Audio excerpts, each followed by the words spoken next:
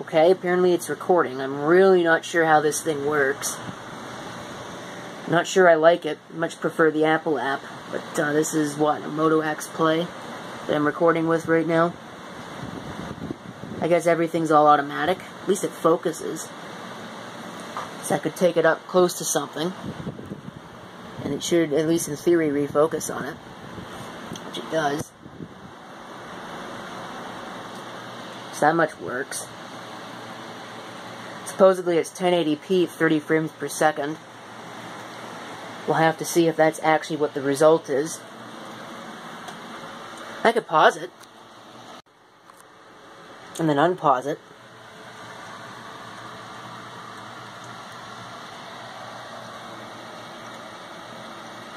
Yeah, I really don't know what I think of this. Because it's supposed to automatically turn on the light when it sees fit. Can't turn it on manually. That's rather annoying, honestly. Apple's application is so much better in that regard.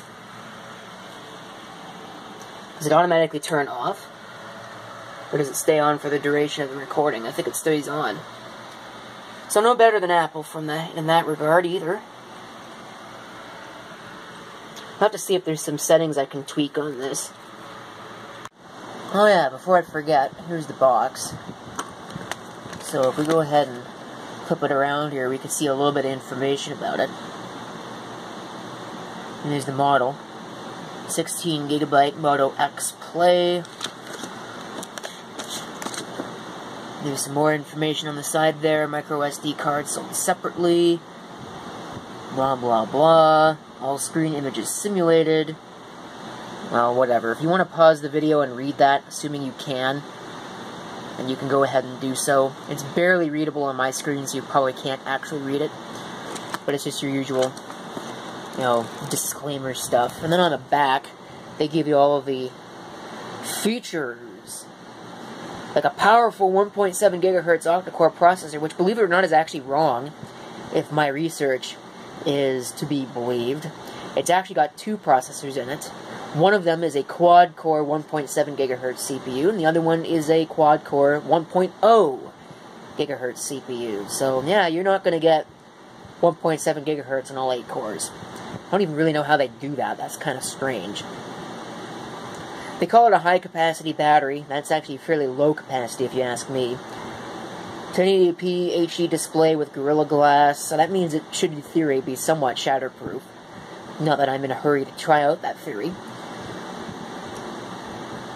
Dual LED flash, 21 megapixel front camera, back camera, and the 5 megapixel front camera. Really don't know how that works.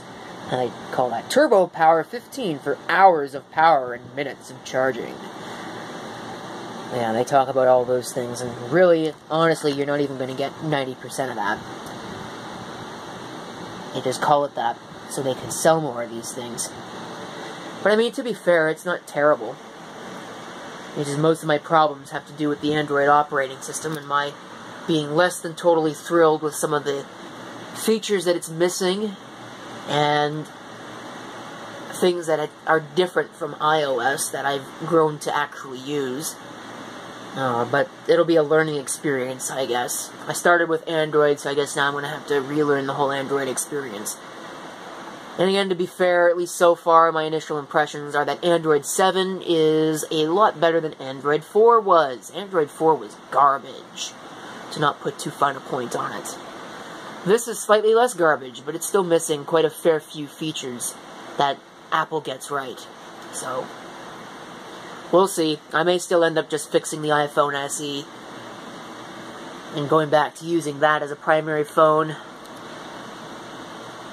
I actually don't even know if this thing is using my SD card because it only says that it's got 16 gigs of storage, but it also said that it had 16 gigabytes of storage on the sticker on the back. So I have a 16 gigabyte micro SD card inserted. Don't know if it's working. Don't even really know how you can get that working because I didn't see an option for it. So, oh well. Alright, as you can see, I'm having to re-record part of this video because I found that there's a problem with this device. Pretty big problem. when I was recording video, not only was the frame rate really low, but it also chopped off a large portion of my audio at the end. So something is not quite right there. So I'm going to try this again. We're going to see if I can get it to keep the way that it was, or get it to stay the way that it should be. I have a strong feeling that the problem is that this thing thermally throttles like crazy. The iPhones never did that, even though they also got obscenely hot. The iPhone 5S even more so than the SE did, but both of them got rather hot.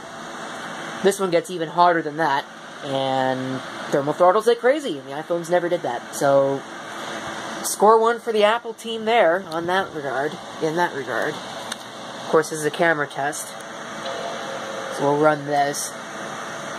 I have no idea if it's actually using my SD card or not. It says internal shared storage. And I have an SD card plugged in, it says 16 gigabytes. So I don't know if it's actually using it or not. I can't find a way to enable it. Perhaps I've got it inserted the wrong way around. I have it face down in the slot. It didn't seem to go in the other way. If somebody who knows more about Android can point me in the right direction for that one, please do. This is a 7.1 device, Android 7.1. I think they call that Nougat or something. Don't really know, don't really care. All I know is it's running 7.1. To be fair, it's better than Android 4. Android 4 was awful. And Android 2 before that, which was my previous experience, that was even worse. And just have a look here. I don't really think there's a whole lot else I can think of. I'm going to go and look back at the videos I'm going to have to replace and see what I mentioned there, if there's anything else that's worth mentioning. Oh, right, I looked into it. There is basically no settings for the camera application. So, what you see is what you get. Video light control is completely automatic. I'm sorry, but I have to say that the iOS app for Apple's application for recording video is so much better in that regard. You actually get settings.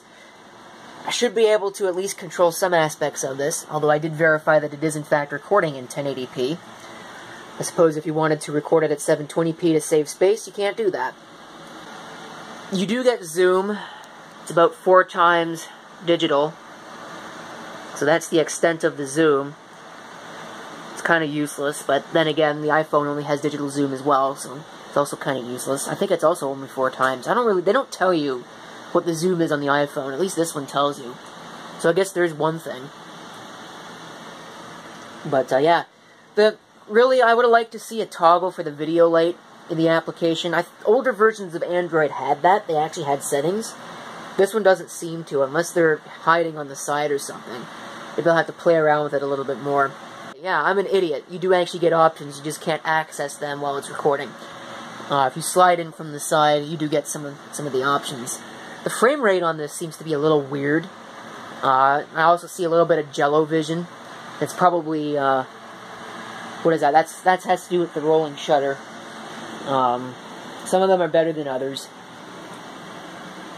But, I don't know. It's something I'm probably going to just have to get used to. And some of the things about Android I can get used to. I mean, I started with an Android phone, so I know some of these things, some of the limitations. But there's a couple of features that really, frankly, should be in Android that iOS has that it simply just doesn't have. For instance, one of the biggest ones. Did you know that you cannot restrict data usage for applications? You can either have data turned on or off, or on an application basis, you can restrict background usage. That's less than useless. With iOS, you can turn it on and off for specific applications. I see my frame rate has really gone to crap again, so I bet you this is going to cut off half my audio. I'm going to have to re-record this whole segment of video. Maybe I'll keep it short, cut it back in, just so I don't have to re-record everything if it does screw up. But, there you go. This is the Moto X Play. That is my cell phone now. At least until I fix the iPhone SE, which I'm probably going to end up doing because, like I said, Android's got deficiencies that I probably will not be able to get used to. But I don't know, maybe I will just get used to it, because you can't get another iPhone SE for free through my carrier. You have to get either I think it's the iPhone 7 that they're offering now for free, and I don't want anything to do with that, because the form factor's crap, the fact that it doesn't have a headphone jack is crap, and I don't like any of the things that Apple stands for anymore, so looks like we're pretty much stuck with what we have. I'll have to go towards Android anyway, so might as well get used to it while I don't have to pay for it.